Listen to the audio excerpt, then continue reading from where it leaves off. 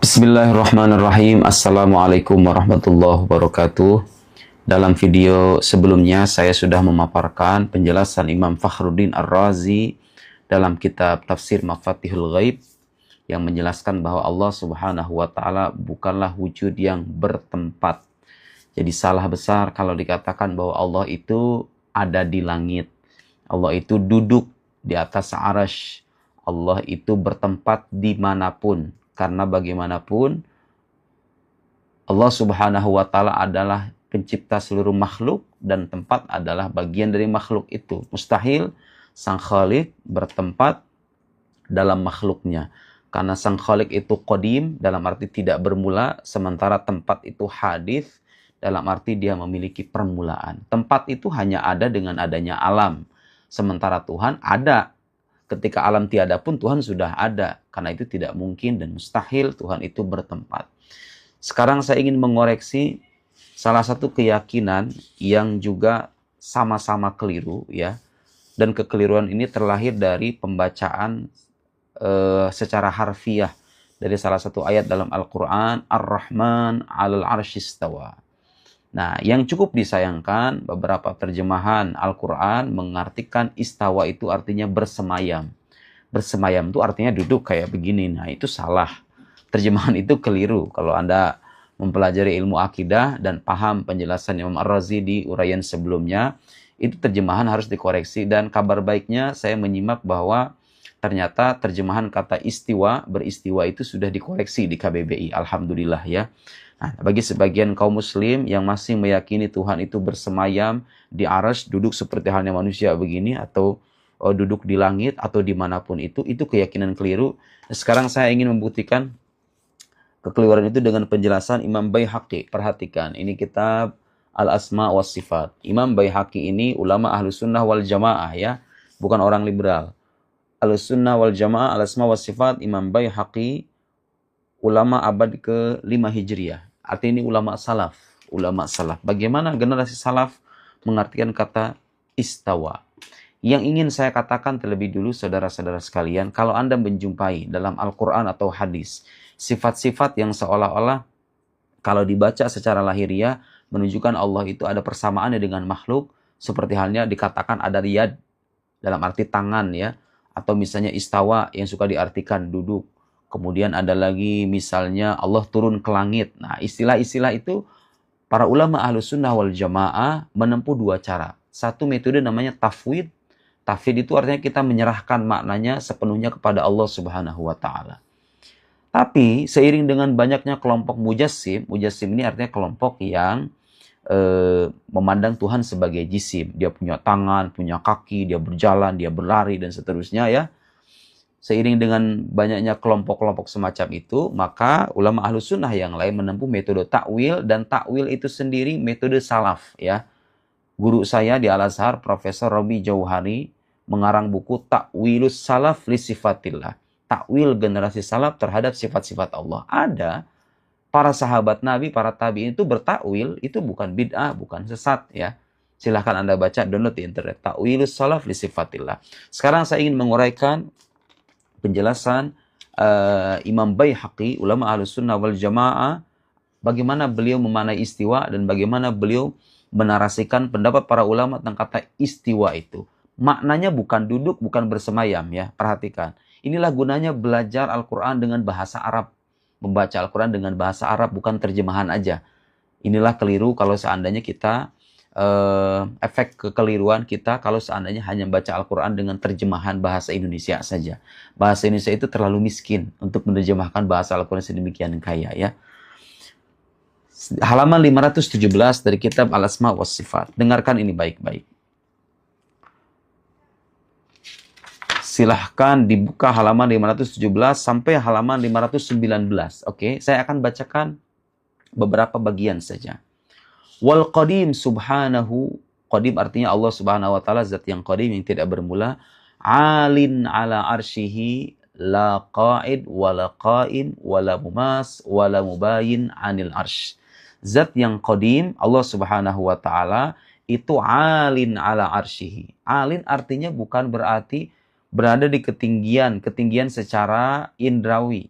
Tapi maksudnya kedudukannya itu menguasai. Allah Subhanahu wa taala itu menguasai arsy. Kedudukan secara maknawi, bukan secara indrawi, duduk kayak begini, tapi menguasai arsy.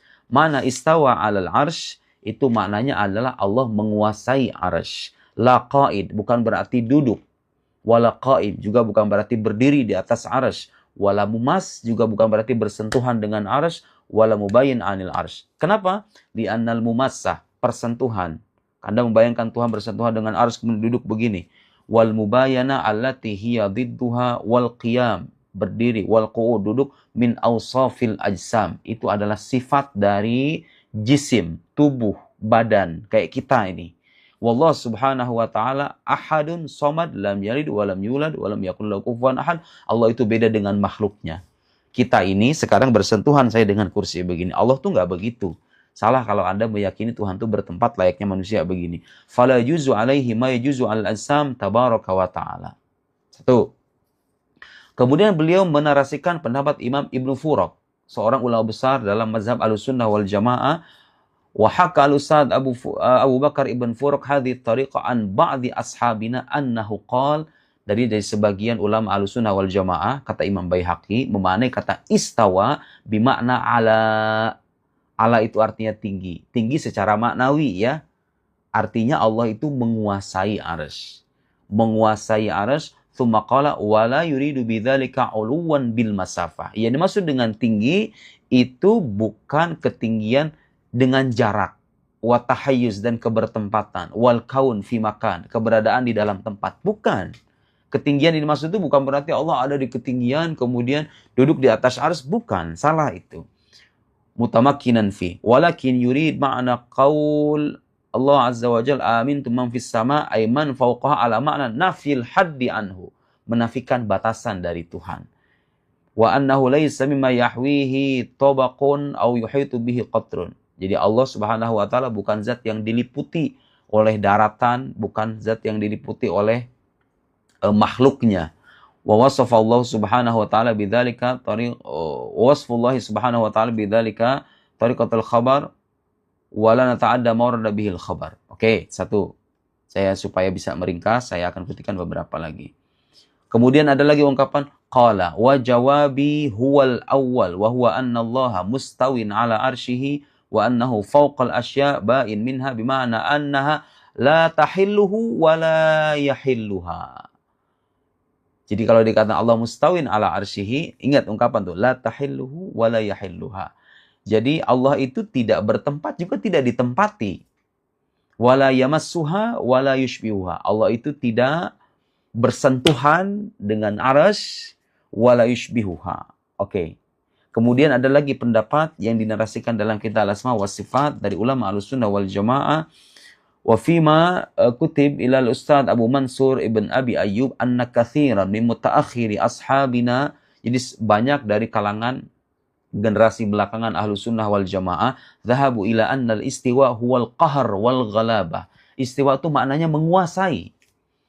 Wa ma'nahu anna ar-Rahman, jadi makna ar-Rahman al-arsy istawa maknanya ar-Rahman ghalabal arsya wa qaharahu. Allah itu menguasai arsy. Wa faidatuhu al-ikhbar an qahrihi mamlukatihi wa annaha lam taqharuhu. Nah, sekarang mungkin ada yang nanya, kalau kan Allah menguasai semua makhluk, Allah menguasai arsy, Allah menguasai langit, menguasai, kenapa arsy yang disebut? Ini jawabannya. Wa innama khussal arsy bidzikr li'annahu a'zam al-mamlukat. Karena arsy itu adalah makhluk yang paling besar yang Allah ciptakan. Ya, arsy ini hal gaib ya, yang nggak bisa kita jelaskan hakikatnya, tapi itu dikabarkan dalam Al-Quran, makanya kita mempercayainya. Dan arsy itu makhluk paling besar. Fanabbaha bil a'la 'alal adna. Maka Al-Quran memperingatkan bahwa Tuhan itu menguasai yang lebih tinggi, yang lebih besar. Kalau yang lebih besar saja sudah dikuasai, apalagi yang lebih kecil dari itu, gitu loh maksudnya. Qala wal istiwa bima'na al-qahr wal ghalabah syai'un fil lughah.